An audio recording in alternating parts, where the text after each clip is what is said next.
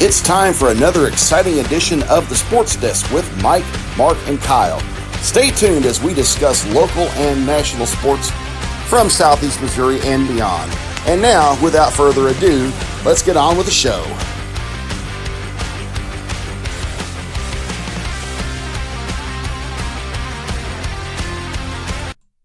And welcome back to another exciting edition of the Sports Desk with Mike, Mark, and Kyle.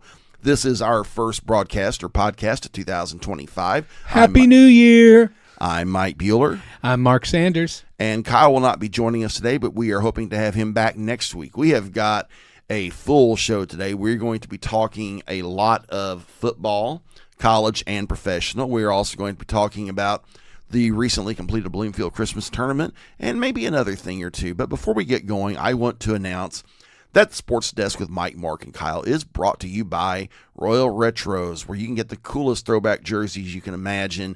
If you use the code SportsDesk, all one word, when you order, you can get a little discount on your jersey. And without further ado, Mark, let's talk National Football League. Yeah, we are only focusing on games with playoff implications, and we know who the teams are likely to be. In fact, we know 6 out of 7 teams in the AFC as well as the NFC. So what's at stake is seeding and who gets in. For the AFC, the only spot in question is the 7th seed wild card. And that is the team that is going to have to go to Buffalo and play during wild card weekend. So here are the games and the way the different scenarios break out. Kansas City will be traveling to Denver. Denver must win this game. Now, they're not out of it if they lose, and Kansas City is resting everybody. But Kansas City's backup quarterback is Carson Wentz, and Carson Wentz could probably be a starter. Well, he could definitely be a starter for the Tennessee Titans. I mean, they don't even have a professional quarterback on the roster. So, it's going to be easy to pick Denver, and that with Casey resting all of their starters, but you just never know about that. I lean toward Denver in this game. Denver can still get in if Cincinnati and Miami both lose. Now, Cincinnati has a tough game to play. They have to travel to Pittsburgh. And Pittsburgh would love to eliminate their divisional rivals with a win. Miami, however, is traveling to the New York Jets. Now, this is not a guaranteed win for Miami because it is winter in New York City. And so New Jersey, which is where they actually play, is going to be cold and breezy this weekend. So Miami does not play well in the cold weather. So Denver is in with a win. That's the easiest one. And if Cincinnati and Miami both lose, Denver is in even if they lose. Now, looking at our other two wild card scenarios, Cincinnati has to go on the road and win at Pittsburgh. Never easy. Never easy. But Pittsburgh has, they've lost really tough games in the past few weeks to both Baltimore and Kansas City. So Cincinnati's going to be a challenge for them. Now, Cincinnati needs a win, and they need a Denver loss and a Miami loss. So Cincinnati does not control their own destiny. They need help from both Kansas City and the Jets. And good luck getting help from the Jets. Like I already said, Miami gets in with a win and a Denver loss. So Denver has the easiest path. Win and you're in. Cincinnati and Miami both need Denver to lose. And then Cincinnati also needs a Miami loss. So if you're ranking probabilities for that 7th wildcard spot, it's Denver, Miami 2nd, Cincinnati 3rd. Now, stranger things have happened, so tune in on Sunday. Now, let's look at Baltimore and Pittsburgh. Baltimore is hosting Cleveland, and a win will clinch the AFC North for them. That should be a fairly easy task, but again, it's the NFL, and anything can happen. Now, if Cleveland upsets Baltimore and Pittsburgh wins, then Pittsburgh will take the AFC North title, and Baltimore will be relegated to that wild card spot. And I'm not sure about the seedings. I think it depends somewhat on what the Chargers do. There may be some tie-breaking scenarios where if Baltimore and Pittsburgh both lose and the Chargers win, they may get a higher seed. But regardless of that, the situation in the AFC North is somewhat similar to the NFC North, which, of course, we're going to talk a lot about today here in just a little bit, where the team that wins the division gets to play their first game at home. Of course, they won't have the first-round bye. That belongs to Kansas City and home field throughout.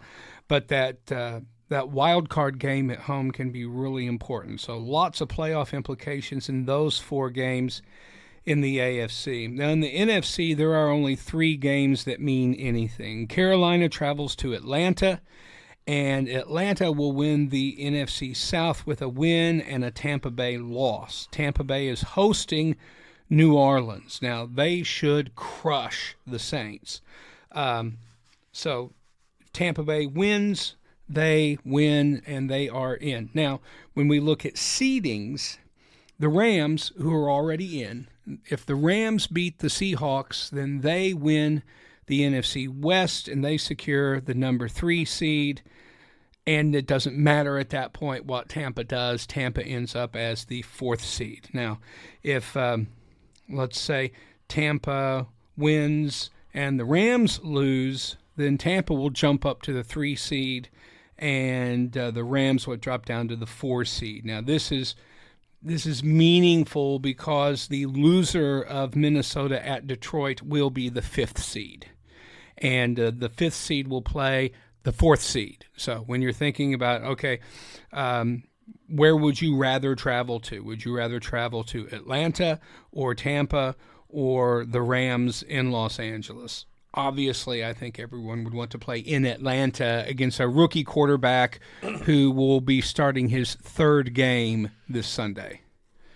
And that is, of course, Michael Penix Jr. So let's go on now and take a look at Minnesota at Detroit.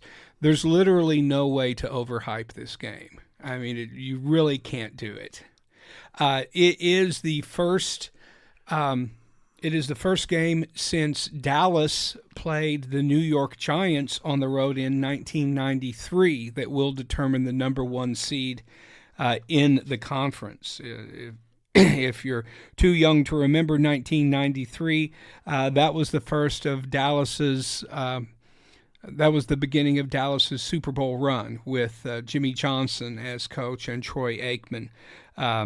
Dallas went on the road and beat the Giants and ended up the number 1 seed and went to the Super Bowl that year. So maybe that bodes well for Minnesota. Whoever wins this game will be the number 1 seed in the NFC. They'll get that first round bye. The loser has to go on the road the following week in the wild card game. I thought about this. I looked back at the past. For those of you who are wondering, how old is Sanders? I was born in 1968. My first year as a Vikings fan was 1976. That was the last year that they went to the Super Bowl, losing to John Madden's Oakland Raiders team. That's right. In that Super Bowl in January of 1977. This is, in my estimation, the biggest regular season game in the history of the Vikings franchise. I didn't look up how they clinched the first round bye in 1998, but that team was an offensive juggernaut. Randall Cunningham was at quarterback, and he was throwing bombs to Randy Moss and Chris Carter. That team was 15-1, and I think they had the number 1 seed locked up well before the end of the season. The other thing to consider is that Detroit has been the darlings of the NFL media since preseason. Most people, myself included, had Detroit picked to go to the Super Bowl out of the NFC. Of course, they have fallen into quite number of injuries, especially on the defensive side, and this really opens the door for the Vikings to go in and possibly pull the big upset. Now, I said in last week's podcast that if the Vikings were able to beat Green Bay, that they would go on to beat Detroit and get that number 1 seed. And I'm sticking with that. I'm not going to bury the lead. I'm going to pick the Vikings to win this game. But I need to warn everyone, as Vikings fans, have a defibrillator handy. Have some oxygen. Have some nitroglycerin. This is going to be an up and down game. We're going to be down by at least 2 scores in the first half and the second half. I'm absolutely convinced of that. Now, 2 scores is 9 points, but 9, 10, 12, 13, maybe even 2 touchdowns, we're going to be down. That's just the way that this game is going to go. It's going to be like an old-school 15-round heavyweight fight. So I am picking Minnesota to win barely. And hopefully their rookie place kicker will regain his confidence before Sunday night, because it may rest on his leg. I am going to say this. We have a big announcement, folks. Oh, I'm almost there. I'm not quite there. It's number 5 on this, and I'm on number 3. The winner of this game is going to the Super Bowl. I believe that. Yeah, the winner of this game is going to the Super Bowl. It's not really a bold prediction, because the winner of this game has to win 2 games at home to get to the Super Bowl. I mean, that's really the path that we're talking about. And I still consider Detroit to be the best team in the NFC. So if Detroit is playing at home, they're going to the Super Bowl. But Minnesota has a considerable home field advantage at US Bank Stadium in Minneapolis. So it may very well be that the loser of this game loses in the wild card round, especially if that's the Vikings, because looking at either one of our likely prospects going to Tampa Bay has a really dynamic offense. So do the Chargers. So do the Rams. Minnesota's only lost to 2 teams this season, Detroit and the Rams. I think we might be able to beat Tampa Bay, but they have been scoring a lot of points on offense lately. So I'm not going to say either one of those games scares me, because I do believe that Minnesota is for real either the second or third best team in the NFC, depending on what you think about Philadelphia. But I do think that the disappointment of losing this Sunday and then having to go on the road for a wild card game, I think it would be really difficult to get that done. I'm not saying it's impossible. I'm just saying it's a much harder path. And we could say the same thing for Detroit, because Detroit was thinking weeks ago, we're the number 1 seed. This is going to be easy, and finding themselves on the road as a wild card after the very last week of the season, that could be very discouraging. I'm also going to hedge my bet and say alternatively that the NFC champions will come from the NFC North, whether it's Minnesota or Detroit or even Green Bay. Again, I think all 3 of the playoff teams from the North are better than anyone else. It mainly comes down to matchups and who's at home and who's on the road. And now we have a big announcement, yes, folks. now we have the big announcement. If Minnesota wins the Super Bowl this year, I'm getting the Vikings logo tattooed on my arm. You heard it here first, folks. Yes, and again, I am not a tattoo guy. I've never even come close to it, but I figure, a big bold prediction is needed here to tilt the luck in the face of the football gods and get us over the hump. Of course, nothing in football is ever guaranteed, but we haven't really talked seriously about the Vikings being a Super Bowl team since the Brett Favre year of 2009, and before that it was 1998, and of course, we fell flat in the championship game in 1998. The refs were on the Saints' payroll in 2009. they should have been charged with a hate crime for what they did to Brett Favre that day. Really, it was brutal. It was really brutal. Speaking of brutal, before we got to college football, we're going to talk about a team on the other end of the spectrum, my beloved Tennessee Titans. While Mark's Vikings are competing for a chance to win a championship, my guys are competing for a chance to get the number 1 pick in the draft. And we're not that far from it. If we lose Sunday to the Texans, we are guaranteed to draft no lower than 2nd. And that's a good possibility, because not only have I heard that the Texans are going to play their starters, we are playing our at least 3rd string running back. Tony Pollard and Tyjae Spears are both hurt. So there is a good chance we're going to lose this game. But if the New England Patriots do us a favor and beat the Buffalo Bills, which is a good possibility because I have a feeling the Bills are going to rest their starters, we get the number 1 pick in the draft. And we'll be able to say by Sunday afternoon that the Tennessee Titans are on the clock. You know what I would do? Well, maybe with the number 1 pick, you take, tell me his name, the guy from Colorado who plays on both sides of the football. Travis Hunter. Travis Hunter, yeah. You take Travis Hunter with the number 1 pick, obviously. You do that. But if things don't go your way and you end up with the 2nd or the 3rd pick, I would not waste that pick on either Shedeur Sanders or any other quarterback that's coming out. I would look for a quarterback in free agency and trade down a few spots to get more picks, because that could work. You need a lot more. You need a lot more players. You're not one player is not going to come in and make the difference unless it's Travis Hunter. Otherwise, I would trade that pick. I really would. I could see that the last time we had the number 1 pick, we traded it, and that pick was traded to the Rams, who took Jared Goff. A little bit of interesting trivia. There's a lot of guys we could get if we don't draft number 1.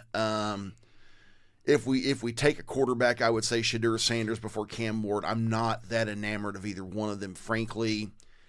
I'm not quite ready to give up on Will Levis yet. Now, the management might be, but if you look at the NFL, one thing that's been seen a lot the last few years, teams are giving up on quarterbacks way too quick. The New York Jets have had a really bad habit of that. That's one reason the Jets are in the horrible shape they're in. They gave up too quick on Geno Smith, who has become a really solid starter with Seattle Seahawks. They gave up too quick on Sam Darnold, who has the Vikings possibly on the verge of going to the Super Bowl.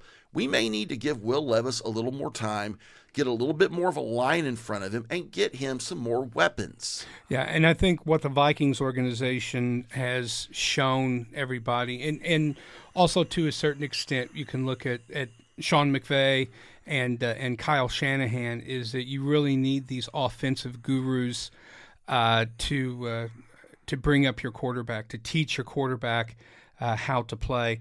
One of the unsung heroes of the Viking season this year has been former journeyman quarterback Josh McCown, who was actually Sam's backup with the Jets. But McCown has come in, and he has done a superb job of just being there for Sam all along the way, and helping to teach and reinforce what KOC has been training him up to do.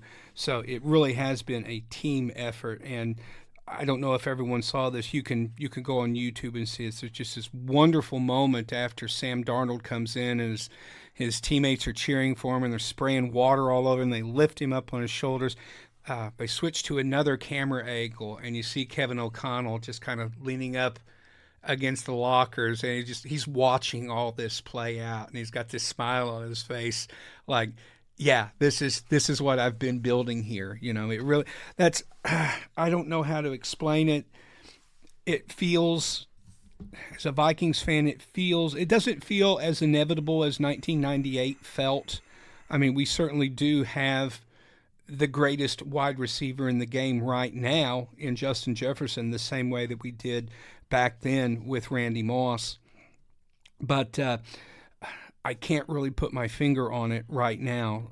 I'll think about it more if we win on Sunday night against Detroit about what is different about this team. But I have to tell you, I usually don't watch Vikings games.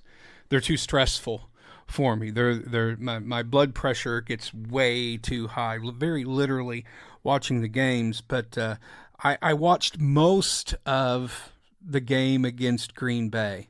I bailed for a little bit after Sam threw that interception in the fourth quarter.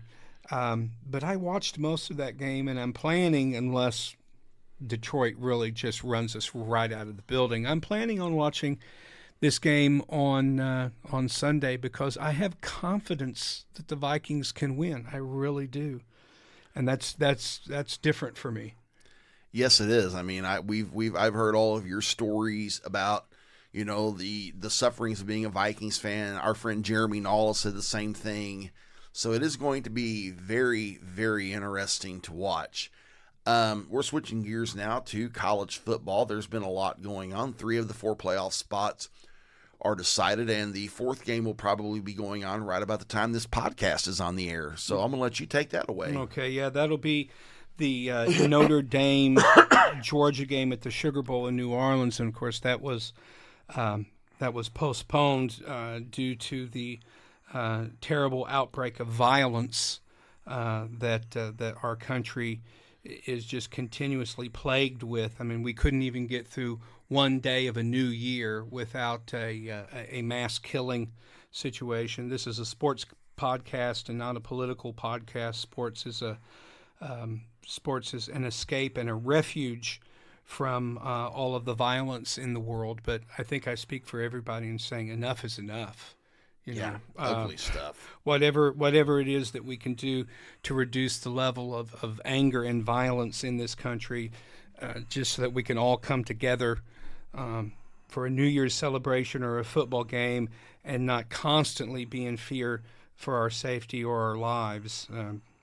There has to be some way for us to figure out how to do this. So, agreed. Enough said about that. So the winner of this afternoon's game between Notre Dame and Georgia will take on Penn State in the semifinals. The other semifinal has already been decided with Texas winning an overtime thriller against Arizona State. And I watched most of that game. Really exciting at the end. It looked like Texas was going to run away with that game, and they probably should have. They really just let their guard down and let Arizona State back into that game. They were a much better team than Arizona State. And thinking of Arizona State as being in the Big 12 is just bizarre for me. It is. It's just too strange. Ohio State came out and just put a whooping on Oregon. I mean, Ohio State played Oregon like Oregon owed them money. It was just, it was like that scene in Goodfellas where Robert De Niro takes the phone cord around the neck of the guy who's selling wigs and says, "Where's my money? Give me my money!" And he's just choking this guy to death. And that's what Ohio did to Oregon. Oregon did not look like the number 1 ranked team in the nation. They looked like a JV school playing the varsity. I mean, that game was over by the end of the first quarter. I may have underestimated Ohio State this year. They look really good. And if you had to ask me, out of the 5 teams remaining, you hand me a $20 bill and you force me to bet on which one of these 4 teams is going to win the Natty, I'm putting my money on the Buckeyes. And I hate to say that, although I won't have any problem rooting for Ohio State against Texas because I absolutely despise Texas. Yeah, very difficult for me to ever root for UT. I also don't like Penn State. I mean, they might win, but I don't like them. So whether it's Notre Dame or Georgia, I will be rooting against Penn State. Now, in thinking about this first 12-team playoff, obviously we haven't had really what you could call upsets. I guess Ohio State beating Oregon is numerically an upset since Ohio State was seeded 8th and Oregon was seeded 1st. Penn State was the 6th seed in beating Boise State, who was the 3rd, and then Texas was the 5, beating 4th-seeded Arizona State. But those seedings were really done by the fact that conference champions got the automatic buys. This was something that was set up ahead of time. So if you look at the teams that are still in it, if you just look at the seedings objectively, these are the numbers: 2, 5, 6, 7, and 8. And if Notre Dame beats Georgia, we'll have 5 against 8 and 6 against 7. And you think, well, that's not really chalk, is it?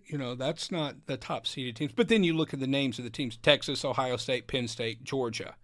You have, once again, SEC versus the Big Ten, which is what it usually looks like every year. And maybe the problem, and of course my friend Tuck would absolutely agree with me on this, maybe the problem is the rankings. Maybe the problem is the mostly old men who are looking at these teams, and whether they're actually looking at their body of work, or maybe they're not. Maybe they're not looking at the win-loss records or the strength of schedules. Maybe they're just looking at the name of the team. And I can see that. Yeah, and coming up with these rankings. And this was just a crazy thought. What about artificial intelligence? What about programming and AI to look at all of these different statistical variables and look at the historical performance of the various teams to come out with it? I don't know enough about computers or AI to be able to say what that would look like. I don't think that it could possibly be any worse than what the committee is doing. Of course, I'm sure the committee would object to that. It's like, you can't just let a machine do it. I think letting a machine do it and seeing at least what it looks like, even if you don't use the machine statistics, I think using an AI computer and seeing what they can come up with might be something worth considering, as long as they don't put Alabama in when they're undeserving, as they proved to be in losing to a not nearly as great as they were last year Michigan team in their bowl games. So for those of you who routinely root against Alabama, enjoy it while you can, because Calvin DeBoer is going to have his first full recruiting class next year. So I think Bama's going to be right back in the national championship conversation next season. It's going to be interesting. So who do you think's going to win it all this year? Yeah, my pick's going to be Ohio State. As much as it pains me to say that, I would really like to see a Georgia. I think Georgia against Ohio State would probably be the most entertaining game, but we'll have to see if Georgia can get past Notre Dame today. We'll have to see what they look like. It's going to be interesting. We're going to switch gears now. Mark, you were at the Bloomfield Christmas Tournament earlier this week for championship night and got to see 2 really, really, really awesome games for third place and the championship. I'm going to let you talk about that. Yeah, it was really extraordinary. I'm sure that many of our local listeners are familiar with this, but this was the 68th annual Bloomfield Christmas Tournament, and it really was just a fantastic weekend of basketball. The consolation bracket, the ones who participate in the consolation bracket are the ones who lose in the first round, and then you have to win the rest of your way out just to claim 7th place. And one of our area teams, the Twin Rivers Royals, beat the host Bloomfield Wildcats for the consolation game. So pretty decisively, too. Twin Rivers has a good squad, and I think they're going to be very competitive when it comes around to our district competition at the end of the season. The fifth place game was Risco over Richland. The Risco Tigers are a really talented team. They have a senior in Sammy Smith and a junior in Owen Fortner, both of whom are just extraordinary players. They can both slam dunk when they get the opportunity. They can both hit outside shots. They're tall. They're strong in the paint. Risco is a really impressive team, and I think they're going to do well in their districts as well. They beat the Richland Rebels to claim 5th place. And then the two final games of the night, the Bernie Mules beating the East Prairie Eagles in overtime. And what an exciting game that was. Yes. Bernie was, I believe, the 4th seed, and East Prairie was the 2nd seed. So, yeah, that game went into overtime, and then the championship game also went into overtime. The Puxico Indians beating the cross-county rival Dexter Bearcats. And that may go down as one of the best Bloomfield Christmas Tournament championship games of all time. Well, certainly, in recent memory, absolutely. Puxico was down by 13 points at one point in the second half, and they just kept cutting into Dexter's lead. They held a 3-point lead with time remaining, and one of their players missed a free throw that would have sealed the game with a 4-point lead. Instead, they missed the free throw. Dexter got it down into their own end and then hit the game-tying 3 in overtime. But Puxico grabbed the lead right off. They took the jump ball and immediately laid it in for a layup, and their defense kept Dexter off of the scoreboard for the most part throughout most of overtime. And the real key for that, Dexter had to foul late in overtime, and Puxico was making their shots when it counted. And so, yeah, 64-60 in favor of the Puxico Indians. And the place was completely packed out. It was, oh, yes. It was standing room only. It felt like it was about 80 degrees inside the gym on a cold night in December. Really, really exciting. I also like the dynamic there with these two Stoddard County teams. Everyone who was from Dexter was there rooting from Dexter, and everyone who was from everywhere else seemed to be rooting for Puxico. So oh, yes. that was a fun little Stoddard County dynamic. But, other than just the quality of the basketball, one of the things that I want to praise the players and the coaches and the schools about is the sportsmanship that was demonstrated after every game. It's like these games were hard fought, competitive, but when a player would go down, even after a hard foul, an opponent would be just as likely as a teammate to lend a hand and get them to stand back up.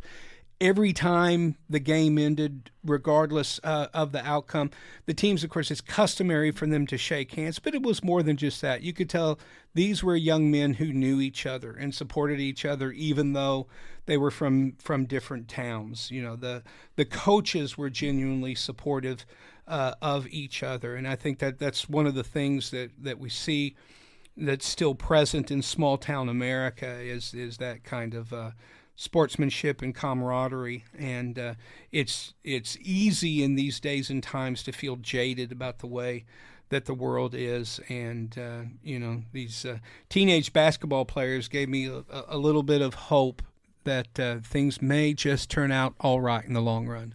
Good deal. I'm glad to hear that. I was at the Poplar Bluff Showdown for the first round and for championship day. Vashon was in that tournament, and Vashon lived up to their number one ranking in Class 4 and won that tournament with ease. I think they won all of their games by double digits, including beating the Poplar Bluff Mules by 53 points in the championship game, which I think is a record for the biggest win in a championship game in the Showdown. And it's not a disrespect on Poplar Bluff. That Vashon team is loaded with Division I talent. It is loaded with tradition.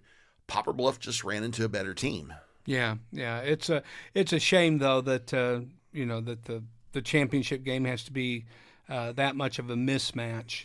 It's, of course, a lot of it just does come down to talent, and Vashon has always had a much larger talent pool to draw from there in the St. Louis area. But I certainly hope that the Mules will be able to bounce back in spite of that, and continue to work toward having a successful season here in 2025. Agreed. Oh, and one more thing. The Lady Mules took fourth at the Lady Royals Christmas Classic on Saturday evening.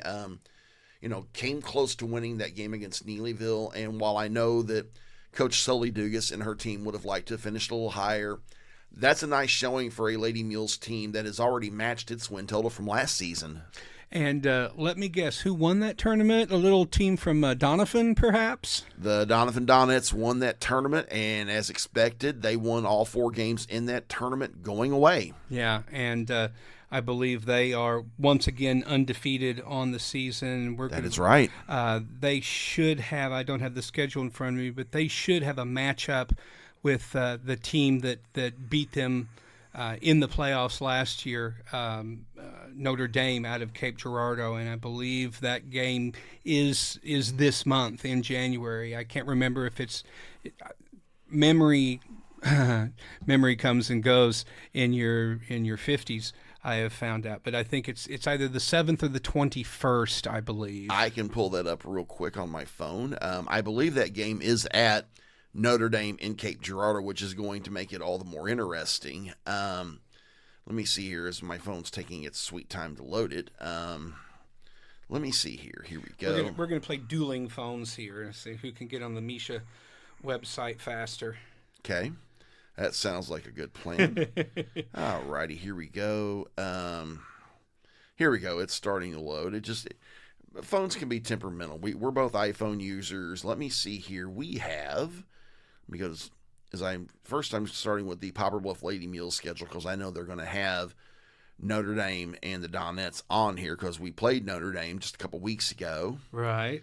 I can tell you that Notre Dame is hosting the Donovan Donettes on January 20th on Martin Luther King Day. Yeah, that's going to be a Monday night game. I will unfortunately not be sent to cover that because we're going to let our colleagues at the Southeast Missourian cover that, I'm sure. Some other notable games coming up for the Donettes. They'll be home on the 23rd to Neelyville, and again, Neelyville's a good team. They'll be looking to upset the Donettes there. Another really big game coming up on February 3rd. That'll be the girls from Jackson. That's going to be a good one. Yeah, Jackson is currently sitting at 8-1, and let's see, that is going to be a home game in Donovan. Please, please, please send me to cover that game. That sounds like a good idea, Mark. Yeah. Put that on your schedule, dude. And then they'll be playing the Lady Mules on February 28th, and that's going to be a home game. So, yeah, some particular dates, I would say, of course, Notre Dame, Neelyville, Jackson. Those are all going to be tough games, but the Donettes have proved to be tough and resilient, and as we said a couple of weeks ago, they're really determined to go as far as they can go in the playoffs this year. So I think they're going to be focused in all of those games. Never going to be a dull moment. And that is our show for this week. I'm Mike Bueller. I'm Mark Sanders. And you've been listening to the Sports Desk with Mike, Mark, and Kyle.